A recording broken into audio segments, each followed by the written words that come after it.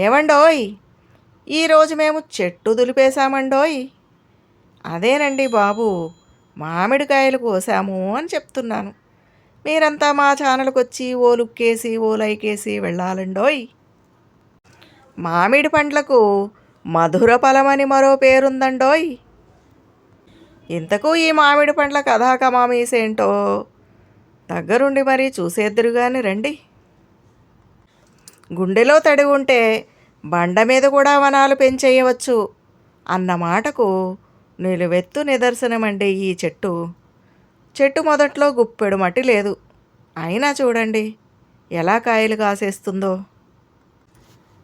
ఈ చెట్టు మామిడికాయల్ని గోవా మామిడి అని కొందరంటారండి. ఇంకొందరేమో ఇమాం పసందు అని పిలుస్తారు. కానీ దీని అసలు పేరేంటో నాకు తెలియదండి. మరి పేరులో ఏముందండి పెన్నిది. ఇకపోతే ఈ చెట్టు కాయ ఒక్కొక్కటి కేజీన్నర ఉంటుందండి. అంత పెద్దగా ఉంటాయి మామిడికాయలు.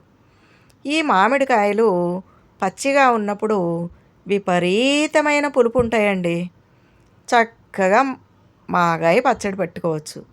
మాగాయ పచ్చడికి మాత్రం మహాపసందుగా ఉంటాయండోయ్ ఈ మామిడికాయలు. పచ్చిగా ఉన్నప్పుడు తురుముకొని మామిడికాయ పులిహోర చేసుకోవచ్చు. ఇంకా మ్యాంగో షర్బత్ కూడా చేసుకోవచ్చండోయ్. ఇంకా చెప్పాలంటే ఈ మామిడికాయ తురుము లేదా ముక్కల్ని పచ్చిగా ఉన్నప్పుడు చక్కగా కోసి పెట్టుకుని దాంట్లో కొంచెం పసుపు ఉప్పు కలుపుకొని ఫ్రిడ్జ్లో కనుక పెట్టుకున్నారంటే సంవత్సరం పొడుగునా ఈ మామిడికాయల్ని మీరు ఆస్వాదించవచ్చండి. సంవత్సరం అంతా మామిడికాయ పప్పు, మామిడికాయతో అనేక రకాల కూరలు, షర్బత్తులు, పులిహోరలు అన్నీ పుష్కలంగా చేసుకోవచ్చండి. ఒక్క మామిడి చెట్టు కనుక మీ ఇంట్లో ఉంటే సంవత్సరం అంతా పండగే పండగండి. ఇకపోతే ఈ మామిడికాయలు కనుక పండాయంటే విపరీతమైన తీపి ఉంటాయండి. పండు నిండా గుజ్జు. ఆ పండ్లని చక్కగా జ్యూస్ చేసుకోవచ్చు, ముక్కలు కోసుకుని తినచ్చు. ఇంకా ఆ మ్యాంగో పల్పుని నిల్వ చేసుకోవచ్చు, ఫ్రిడ్జ్లో పెట్టుకుని ఏడాది మొత్తం దాన్ని రుచిని ఆస్వాదించవచ్చండి. అన్ని రకాలుగా ఉపయోగపడుతుందండి. ఒక్క మామిడి చెట్టు కనుక మనకి ఇంట్లో ఉంటే మధుర ఫలాలు తినవచ్చు, ఎన్నో రకాలుగా సంవత్సరం అంతా కూడా మనం ఉపయోగించుకోవచ్చండి. మరి ఈ చెట్టు కాయలు ఎలా కోసారు అనేది ఇప్పుడు మీకు నేను చూపిస్తాను. ఎందుకంటే పచ్చిగా ఉన్నప్పుడు మామిడికాయలు కింద పడినాయి అనుకోండి, అవి ఎందుకు పనికిరావండి. పచ్చడి పట్టుకోవడానికి పనికిరావు, ఇంకా పండబెట్టుకోవడానికి కూడా పనికిరావు అన్నమాట. కాబట్టి తయారైపోయినటువంటి మామిడికాయల్ని ఒక ప్రత్యేకమైన పద్ధతిలో కింద పడకుండా కోస్తారండి.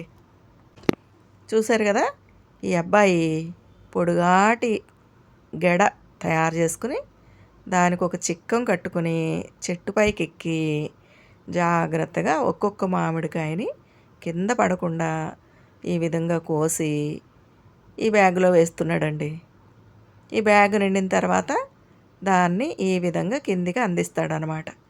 ఇలా జాగ్రత్తగా కోస్తే కనుక మనం పచ్చడికి కావాలంటే పచ్చడికి వాడుకోవచ్చు, పండ్లకి కావాలన్నా వాడుకోవచ్చు అనమాట. ఈయన మా నాన్నగారండి, కింద దించుతున్నారు పండ్లని. చూశారు కదా, ఈ సంచి అందుకున్న ఆయన మా నాన్నగారండి. ఈ విధంగా జాగ్రత్తగా కిందికి దించుకోవాలన్నమాట.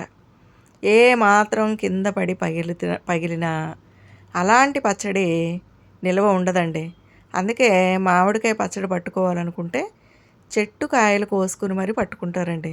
ఎందుకంటే బజార్లో దొరికేటటువంటి కాయలు వాళ్ళు గాలివానకి రాలిపోతూ తీసుకొచ్చారో తెలియదు, లేదా కోసేటప్పుడు నిర్లక్ష్యంగా కోయడం వల్ల కింద పడిపోయినటువంటి కాయలు కూడా కలిపేశారో మనకు తెలియదండి. అలా కింద పడిన కాయలు కనుక పచ్చడి పట్టారంటే అది సంవత్సరం అంతా నిల్వ ఉండదండి. కాబట్టి జాగ్రత్తగా కాయలు కోసుకుని మరి పచ్చడి పట్టుకున్నట్లయితే సంవత్సరం అంతా నిల్వ ఉంటుంది. ఇంకా బాగా తయారైపోయినటువంటి కాయల్ని చక్కగా గడ్డిలో పెట్టి కాయలన్నీ వరుసగా పేర్చి పైన గడ్డి కప్పేశారంటే చాలా తియ్యటి పండ్లు తయారవుతాయండి. మరి పచ్చిగా ఉన్నప్పుడేమో మామిడి పండ్లు విపరీతమైన పులుపు ఉంటాయి. అవే మనం పండబెట్టినట్లయితే విపరీతమైన తీపి ఉంటాయండి. ఈ మామిడికాయ పండు పండిన తర్వాత చాలా ఎక్కువ గుజ్జు వస్తుందండి. అది చక్కగా చపాతీలో నంచుకోవచ్చు, పూరీలో నంచుకోవచ్చు, దోశలో నంచుకోవచ్చు, ఇంకా ముక్కలుగా తినచ్చు, జ్యూస్ చేసుకుని తాగొచ్చు, మ్యాంగో స్మూతీ చేసుకోవచ్చు, ఇంకా మామిడి తాండ్ర చేసుకోవచ్చు. ఇంకా ఎన్నో రకాలుగా మనం వాడుకోవచ్చండి. మామిడి పండ్లలో పుష్కలంగా ఏ విటమిన్ ఉంటుంది, కళ్ళకి చాలా మంచిది. ఇంకా సి విటమిన్ ఉంటుంది, వ్యాధి నిరోధక శక్తి పెరుగుతుంది. కాబట్టి మామిడి పండ్ల సీజన్లో దొరికేటటువంటి పచ్చి మామిడికాయను మనం వదలకుండా తినాలి, పచ్చళ్ళను మనం వదలకుండా తినాలి, పండ్లను కూడా మనం వదిలిపెట్టకుండా తినాలండి. అందరూ కూడా తప్పనిసరిగా ఒక్క మామిడి చెట్టుని ఇంట్లో వేసుకోండి. ఈ రోజుల్లో టెర్రస్ గార్డెన్ పెంచేవాళ్ళు కూడా టబ్స్లో మామిడి మొక్క వేసేసుకుంటున్నారండి. ఇలా వేసుకోండి.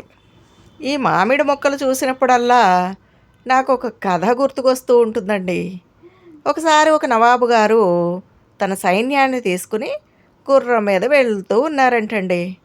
కొంచెం దూరం వెళ్ళేసరికి తన రాజ్యంలో ఒక ఇంటి ముందు ఒక పండు ముసలి వ్యక్తి మామిడి టెంకల్ని నాటుతున్నాడంటండి. అది చూసి ఆ నవాబు గారు అతని సైన్యం పగలబడి నవ్వారట. అక్కడ గుర్రం ఆపి, ఓ ముసలోడా, నీకెంత అత్యాస ఉంది? నువ్వు కాటికి కాళ్ళు కాచుకుని ఉన్నావు, ఇప్పుడు నువ్వు మామిడి టెంకల్ని నాటుతున్నావు. ఈ టెంక ఎప్పుడు మొక్క మలవాలి, ఎప్పుడు పెద్దగా అవ్వాలి, ఎప్పుడు కాయలు కాయాలి, ఎప్పుడు నువ్వు తింటావు?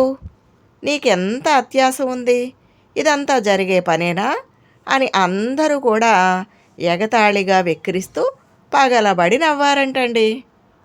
దానికి ఆ ముసలాయన ఓ చిరునవ్వు నవ్వి, జహాపన, ఈ మామిడి మొక్కలు నాటుతున్నది నా కొరకు కాదు, నా ముందు తరాల వారి కోసం, నా మనుమలు మనుమరాండ్ల కోసం నాటుతున్నాను అని చెప్పాడంట. దాంతో ఆ నవాబు గారి కళ్ళు తెరుచుకున్నాయంటండి.